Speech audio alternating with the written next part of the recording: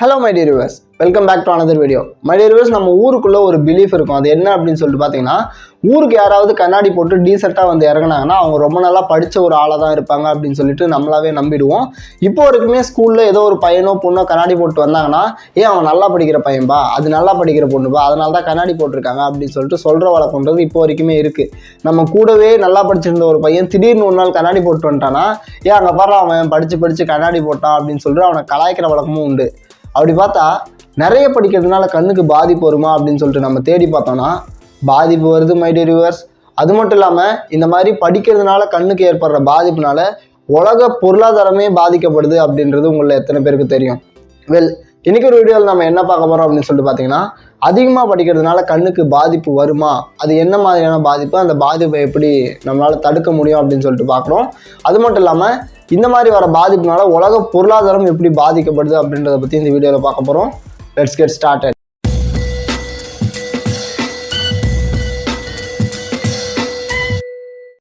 My dear viewers, இந்த மாதிரி அதிகமாக படிக்கிறதுனால நம்ம கண்ணுக்கு வரப்போகிற பாதிப்பு என்ன அப்படின்னு சொல்கிறாங்கன்னு பார்த்தீங்கன்னா, மயோப்பியா அப்படின்னு சொல்லிட்டு சொன்னாங்க. இந்த மயோப்பியானா என்ன அப்படின்னு சொல்லிட்டு பார்த்தீங்கன்னா, நம்மளோட கண் பார்வைன்றது நம்மளால் கிட்ட இருக்கிற பொருள்களை நல்லா பார்க்க முடியும். பட் கொஞ்சம் தள்ளி இருக்கிற லைக் டிராஃபிக் சிக்னலாக இருக்கட்டும், இல்லை ஒரு டீ கடை போர்டாக இருக்கட்டும், இந்த மாதிரியான விஷயங்களை கூட நம்மளால் தெளிவாக பார்க்க முடியாது. நம்ம பார்வைக்கு மங்கலாவோ இல்லை ஒரு பிளரியான இமேஜ் மாதிரியோ தெரியும். ஸோ இந்த மாதிரியான ஒரு ஸ்டேஜ் தான் மயோப்பியா அப்படின்னு சொல்லிட்டு சொல்கிறாங்க. இந்த மயோப்பியாவில் மொத்தம் 2 டைப் இருக்குது அப்படின்னு சொல்லிட்டு சொல்கிறாங்க. முதல் டைப் என்ன அப்படின்னு சொல்லிட்டு பார்த்தீங்கன்னா சிம்பிள் மயோப்பியா, அண்ட் ரெண்டாவது டைப் பேத்தலாஜிக்கல் மயோப்பியா இல்லாட்டி டீஜெனரேட்டிவ் மயோப்பியா அப்படின்னு சொல்லிட்டு சொல்கிறாங்க. இந்த சிம்பிள் மயோப்பியாவை நம்மளால் ஈஸியாக க்யூர் பண்ண முடியும். இதுக்கு ஒரு ஸ்பெக்ஸு, கான்டாக்ட் லென்ஸ் இந்த மாதிரியான விஷயங்களை வச்சு நம்மளால் க்யூர் பண்ண முடியும். பட் இந்த பேத்தலாஜிக்கல் மயோப்பியா அப்படின்றது கொஞ்சம் சிவியரான கண்டிஷனும், அதை வந்து க்யூர் பண்ணுறது கஷ்டம். அதனால் நம்ம கண்ணு போகிறதுக்கு கூட வாய்ப்பு இருக்குது, அதாவது கண் பார்வை தெரியாமல் போகிறதுக்கு கூட வாய்ப்பு இருக்குது அப்படின்னு சொல்லிட்டு சொல்கிறாங்க. இப்போ இந்த மயோப்பியா வர்றதுக்கான காரணங்கள் என்ன அப்படின்னு சொல்லிட்டு பார்த்தீங்கன்னா, நம்ம கண்ணுக்கு கிட்ட வச்சு செய்யக்கூடிய வேலைகளை நம்ம தொடர்ந்து ரொம்ப நாளைக்கு செஞ்சுட்டு இருந்தோம் அப்படின்னா நமக்கு மயோப்பியா வர்றதுக்கான சான்சஸ் இருக்குது. கண்ணு கிட்ட வச்சு செய்கிற வேலைகள்னால் என்ன அப்படின்னு சொல்லிட்டு பார்த்தீங்கன்னா, லைக் நம்ம புக் ரீட் பண்ணுறதா இருக்கட்டும், இல்லாட்டி மொபைல் யூஸ் பண்ணுறதா இருக்கட்டும், இல்லாட்டி கம்ப்யூட்டரில் தொடர்ந்து ஒர்க் பண்ணுறதா இருக்கட்டும். ஸோ இந்த மாதிரியான விஷயங்களெல்லாம் நம்ம தொடர்ந்து பல காலத்துக்கு பண்ணிகிட்டே இருந்தோம்னா நம்ம கண் பார்வைன்றது மயோப்பியா ஸ்டேஜை வந்து அடையிறதுக்கு கொஞ்சம் கொஞ்சமாக ப்ராக்ரஸ் ஆகி போயிட்டுருக்கு அப்படின்னு சொல்லிட்டு அர்த்தம். இப்போ புரியுதா மை டியர் வியூவர்ஸ், ஏன் நிறைய படித்தவங்கலாம் கண்ணாடி போடுறாங்கன்னு சொல்லிட்டு? மயோப்பியான்னு சொல்லப்படுற இந்த கண்ணுக்கு வர பாதிப்பானது ரொம்ப ஆபத்தானதா அப்படின்னு சொல்லிட்டு நம்ம பார்த்தோம்னா அப்படியெல்லாம் ஒன்றும் இல்லை மை டியர் வியூவர்ஸ். இது ரொம்ப காமனான ஒரு பாதிப்பு அப்படின்னு தான் சொல்கிறாங்க. இதனால பெருசாக எந்த பாதிப்பும் வராது. ஈஸியாக நம்ம ஒரு கான்டாக்ட் லென்ஸையோ இல்லை ஒரு ஸ்பெக்ஸையோ வாங்கி போகிறதுனால இந்த பாதிப்பை நம்மளால் சரி பண்ணிட முடியும் அப்படின்னு சொல்லிட்டு தான் சொல்கிறாங்க. அப்புறம் என்ன, இதை பற்றி நம்ம ஏன் கவலை பண்ணோம் அப்படின்னு சொல்லிட்டு நீங்கள் கேட்கலாம். இந்த மயோப்பியாவாக இருக்கிற வரைக்கும் பாதிப்பே இல்லை. பட் நம்ம இந்த மயோப்பியாவை ஸ்டார்டிங் ஸ்டேஜ்லேயே பார்த்து சரி பண்ணாமல் விட்டுட்டோம்னா இது நியோவாஸ்குலரைசேஷன், கிளக்கோமா, கேட்டராக்ட்ஸ், ரெட்டினல் டிட்டாச்மெண்ட் இந்த மாதிரியான கண் பார்வையை போக வைக்கக்கூடிய பாதிப்புகள் வரைக்கும் கொண்டு போய் விட்டுரும். என்ன மை டியர் வியூவர்ஸ், ஒன்றுமே புரியலையா?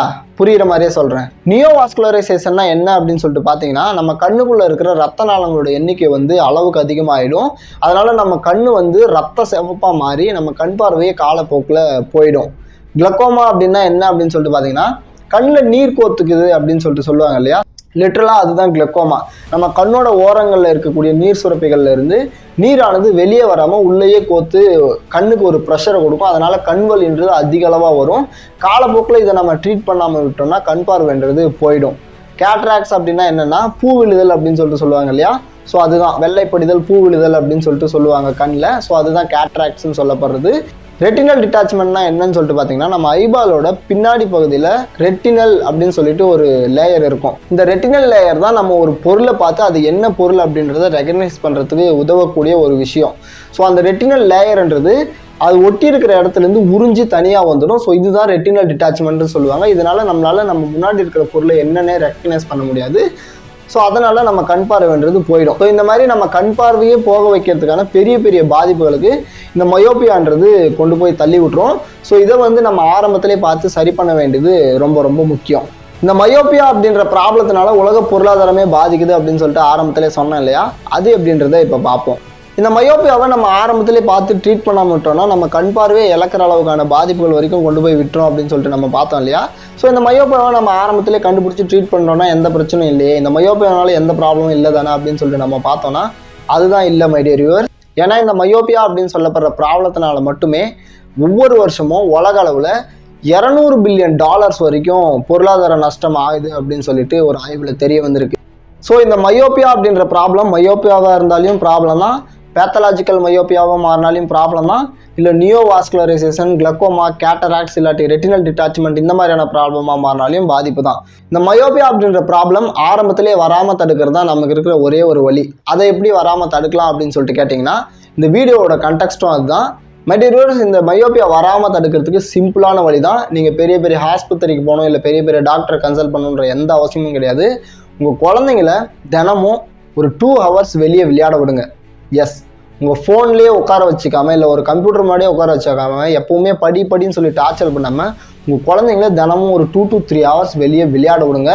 இந்த மாதிரி விளையாட விட்டாலே, சன்லைட் அவங்க மேலே பட்டாலே இந்த மயோபியா அப்படின்ற ப்ராப்ளம் குறையிறதா சைனாவில் ஷாங்காய் மாகாணத்தில் ரீசெண்டாக நடந்த ஆய்வில் கண்டுபிடிச்சிருக்காங்க. எப்படின்னு சொல்லிட்டு பார்த்தீங்கன்னா, அவங்க ஒரு பிரைமரி ஸ்கூலில் இருக்கிற ஒரு குரூப் ஆஃப் ஸ்டூடெண்ட்ஸை தனியாக கூப்பிட்டுருக்காங்க. அந்த பிரைமரி ஸ்கூலில் பர்மிஷன் வாங்கி அந்த தனியாக பிரித்து அந்த குரூப் ஆஃப் ஸ்டூடெண்ட்ஸுக்கு மட்டும் தினமும் 40 to 80 minutes அவங்க ரெகுலராக வெளியே ஸ்பெண்ட் பண்ணுற டைமோட எக்ஸ்ட்ரா டைமை ஸ்பெண்ட் பண்ணுறதுக்காக பர்மிஷன் கேட்டுருக்காங்க. தொடர்ந்து 2 years இந்த மாதிரி அந்த ஸ்டூடெண்ட்ஸை பண்ண வச்சு, அதுக்கப்புறமா நார்மலாக இருந்த ஸ்டூடெண்ட்ஸையும் இந்த மாதிரி தனியாக குரூப்பாக பிரித்து இந்த மாதிரி எக்ஸ்ட்ரா அவங்கள வெளியே விளையாட விட்ட ஸ்டூடெண்ட்ஸையும் டெஸ்ட் பண்ணி பார்க்கும்போது அவங்களுக்கு மயோபியா வரதுக்கான வாய்ப்புன்றது 16% வரைக்கும் குறைஞ்சிருக்கிறதா கண்டுபிடிச்சிருக்காங்க. ஸோ நீங்களும் உங்கள் குழந்தைங்கள வெளியே விளையாட விட்டிங்கன்னா அவங்களுக்கு மயோபியா வரதுக்கான வாய்ப்புகள்ன்றது ரொம்ப குறையும். இப்போ ஏன் இந்த மயோபியாவை பற்றி நம்ம பேசுகிறோம் அப்படின்னு சொல்லிட்டு பார்த்தீங்கன்னா, ஒவ்வொரு வருஷமும் இந்த மாதிரி மயோபியாவினால் பாதிக்கப்படுறவங்களோட எண்ணிக்கை அதிகமாகிட்டே வருது அப்படின்னு சொல்லிட்டு சொல்கிறாங்க. 2030 நியர்லி 30% ஆஃப் த வேர்ல்டு பாப்புலேஷனுக்கு இந்த மயோபியா ப்ராப்ளம் இருக்கும் அப்படின்னு சொல்லிட்டு சொல்கிறாங்க. 2050 50% ஆஃப் த வேர்ல்டு பாப்புலேஷனுக்கு மயோபியா ப்ராப்ளம் வந்துடும் அப்படின்னு சொல்லிட்டு சொல்கிறாங்க. Because of this sophisticated lifestyle அப்படின்றதுனால. ஸோ நம்ம வெளியே போய் விளையாடுறதுல எப்போ பாரு ஃபோனில் இருக்கும், இல்லை எப்போ பாரு கம்ப்யூட்டர்லேயே ஒர்க் பண்ணிட்டு இருக்க காரணத்தினால மயோபியான்ற ப்ராப்ளம் நிறைய பேருக்கு வருது அப்படின்னு சொல்லிட்டு சொல்கிறாங்க. மோஸ்ட்டாக இதனால் பாதிக்கப்படுறது ஈஸ்ட் ஏஷியன் கண்ட்ரி அப்படின்னு தான் சொல்கிறாங்க. இந்த ஈஸ்ட் ஏஷியன் கண்ட்ரினா நம்ம பாகிஸ்தான், இந்தியா, ஸ்ரீலங்கா இந்த மாதிரியான கண்ட்ரிஸ் நிறைய கண்ட்ரிஸ் வரும். ஸோ இந்த கண்ட்ரிஸில் இருக்கிறவங்க தான் இந்த மாதிரி பாதிப்புகள் நிறைய வருதுன்னு சொல்லிட்டு சொல்கிறாங்க. ஸோ தினமும் உங்கள் குழந்தைங்கள காலையில் கொஞ்சம் நேரமும் சாயந்தரத்தில் கொஞ்சம் நேரமும் வெளியே விளையாட விடுங்க. எப்பவுமே அவங்ககிட்ட ஃபோனை கொடுத்து சமத்தாக உட்கார வச்சுட்டு இருக்காதீங்க. அவங்க கண் பார்வை போகிறதுக்கான பாதிப்புகள் அதிகமாயிடும். இந்த வீடியோ உங்களுக்கு பிடிச்சிருந்துச்சு அப்படின்னா மறக்காம ஒரு லைக் பண்ணிடுங்க. அதே மாதிரி உங்க ஃப்ரெண்ட்ஸுங்களுக்கு இந்த வீடியோவை ஷேர் பண்ணீங்கன்னா அவங்களும் அவேரா இருப்பாங்க.